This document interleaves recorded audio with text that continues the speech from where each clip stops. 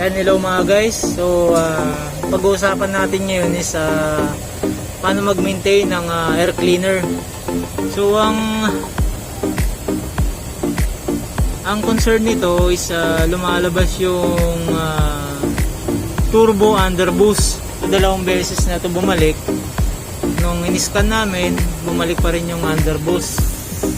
So ayan, papakita ko yung location ng air cleaner ng sasakyan na to. So ito Mitsubishi, ito sasakyan na to. Ayan mga guys, ito yung location ng air cleaner. Ayan, sobrang dumi. Ayan, hindi siya nabubugan ng hangin. Ayan,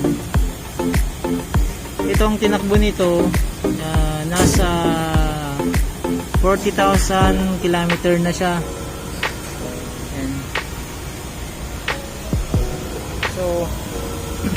So mga guys, 40,000 kilometer, hindi pa siya nagpalit ng air cleaner. So ito na yung old na air cleaner niya. Ayan, makikita nyo, sobrang dumi. Ayan, ipapagpag ko.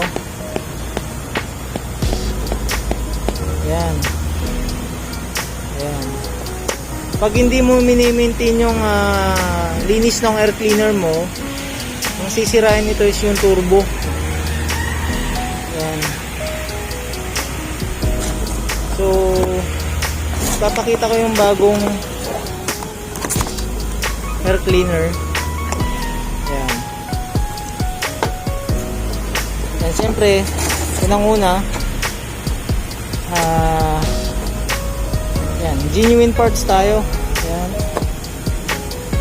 Ayan. Ang pag-aalaga ng air cleaner, ang palitan every 20,000 kilometer dapat nagpapalit ka na. So ito kasi hindi siya nagpapalit. Although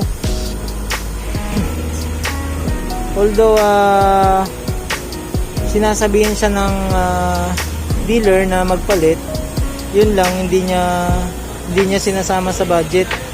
So ayan, ang nangyari, ayan oh. Ang nangyari, lumabas yung turbo underboost. Ayan. Ayan, sobrang dumi oh. Ayan mga guys, gusto nyo bang masira yung turbo nyo pagka hindi ka nagpalit ng air cleaner? Ayan. Ayan mga guys, ito na yung bago. So yun lang mga guys, shinare ko lang kung ilang kilometer yung yung pagpalit ng air cleaner, at para ma-maintain natin yung yung linis. And then para hindi rin maapektuhan yung turbo natin. Ayan, sobrang dumi. Ayan, tsaka isang tip na rin sa inyo, pagka meron kayong compressor sa bahay, pwede nyo naman bugaan. Every 1,000 kilometer pwede po kayong magbuga. So ayun lang mga guys, maraming salamat. Ayan, so mga guys, maraming salamat sa panonood.